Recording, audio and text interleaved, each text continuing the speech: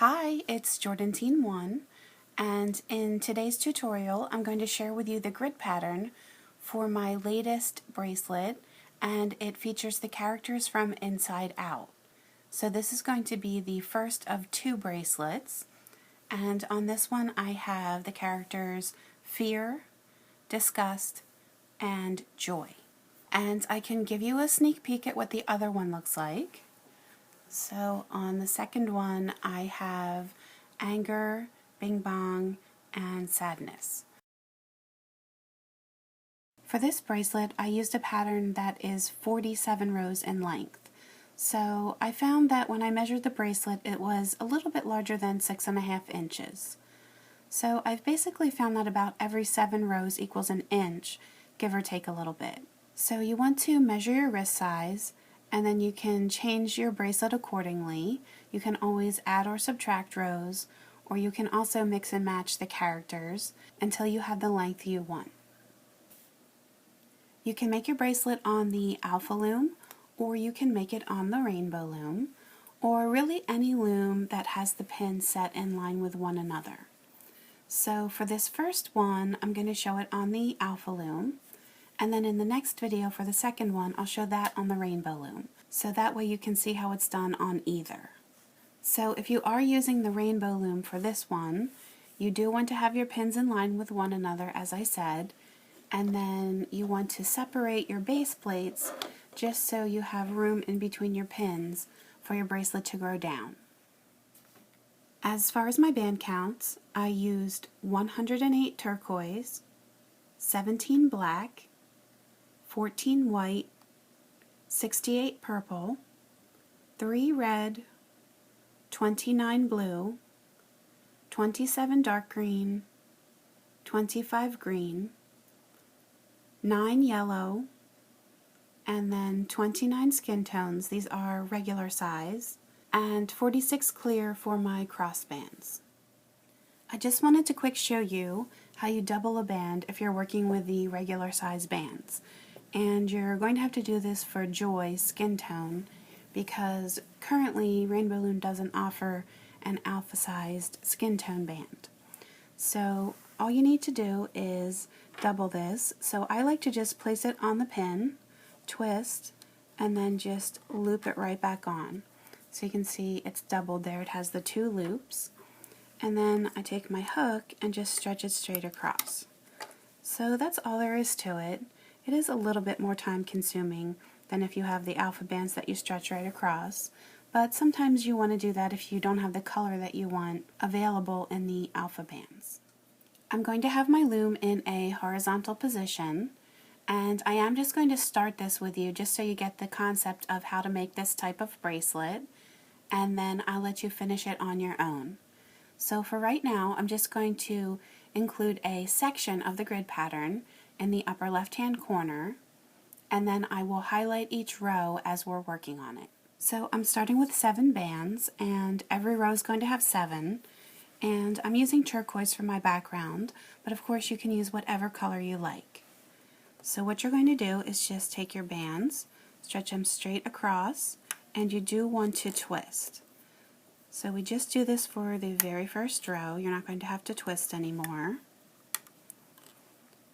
And if you wanted to, you could twist it around more than once if you want it to be a little bit tighter at the end. But I found that once works well for me. And then you want to push this down to the bottom.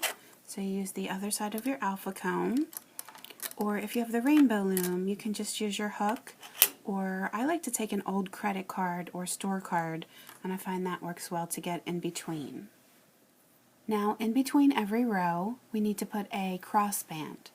And I like to use clear, but really you can use any color. You mostly just see it on the very edges of your bracelet. And that goes across all 7 pins, and that's going to keep your rows tied together. So you can do it on either side. I like to just pick one side and stay consistent. So I'm just going to always put mine across the bottom. And if you're using the Rainbow Loom, it is going to be a longer stretch. In row 2, I have my solid background color. So this time it's just going straight across, no twisting. And if you wanted to shorten your bracelet, these are some of the rows that you can eliminate. The ones that are at the beginning and end, and then of course the ones that are in between the characters. So then what you're going to do is take your crossband, and I'm just going to use my regular hook to pull that over and into the middle. You can use your fingers or you can use your alpha comb. And then I'm going to take my alpha comb and I'm going to take the bottom row, so it's all 7 bands here, pull them over the top, and then I'm going to repeat that for the opposite side. And then every time you're just going to push down to the bottom so you have room to add your next layer. Then you're going to do your crossband. In row 3, we're starting a little bit of the pattern of the top of the head here, that little curly thing. So we have black on the 2nd and 3rd pins, and then just your background color for the rest. So again, they just go straight across. So you can see that it's really quite easy. It's just a matter of following the pattern in each row and just matching that with your colors.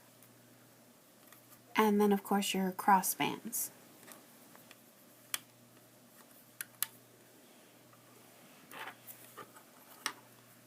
So the clear is coming over, and then the bottom row comes off.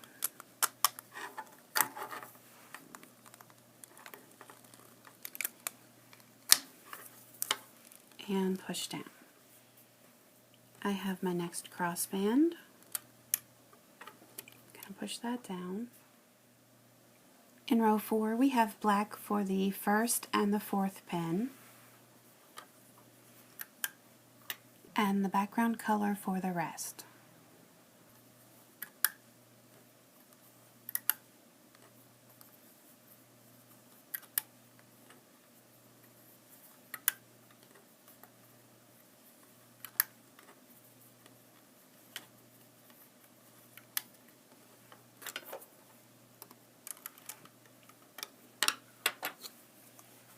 Now the bottom row for each.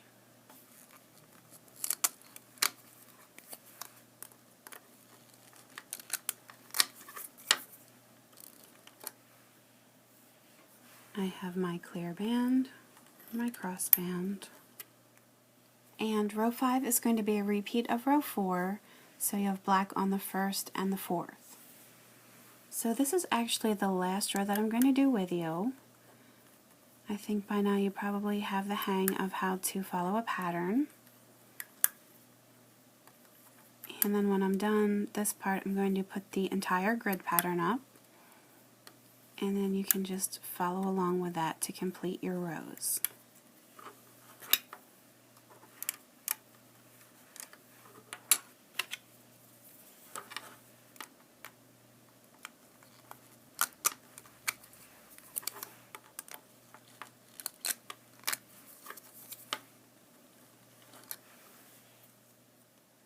So here is the full grid pattern, and since it's vertical and it looks a little bit smaller on the screen than if it was horizontal, what I think I'm going to do is also put a larger grid pattern of each of the characters, just in case you're having a hard time of seeing the whole strip.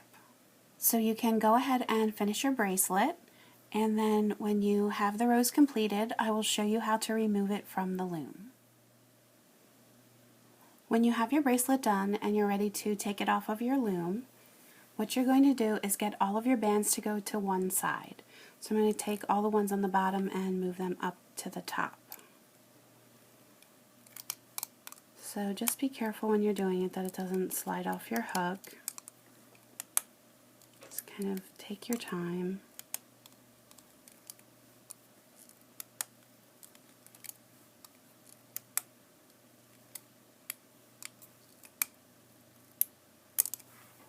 And then what you're going to do is take all of the bottom bands and pull them over the top.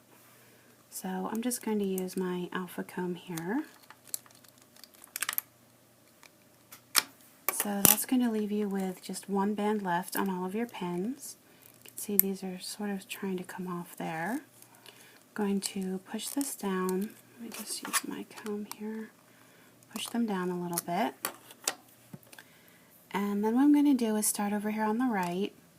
I'm just going to take this band and move it over to the left.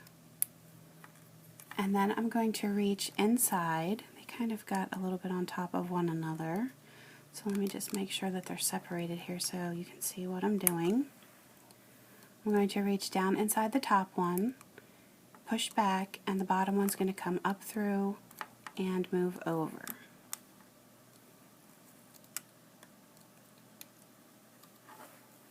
Again, let me just make sure they're separated. Reaching down through, bottom one comes up and moves over. So you're going to do that the whole way, and that's just linking them all together, and that way you don't have to worry about any loose bands. And then you can use clips to put this together to form your bracelet, but this way you don't have to worry about, as I said, any loose bands except for the one on the very end. So you're reaching down through and pulling that up. That's your only loose band. So I'm going to take a clip and attach it. So now we can just remove the rest of these.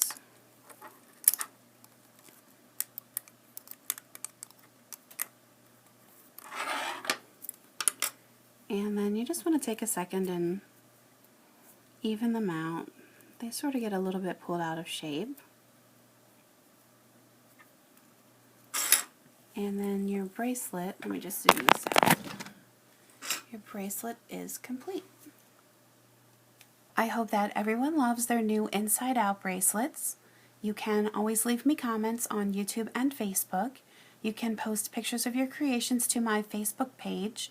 And please feel free to subscribe to my YouTube channel, so that way you can stay up to date on my latest tutorials. You can also find me on Pinterest and Instagram, so please feel free to post your pictures and comments there too, and you can subscribe to those as well. Thanks for watching!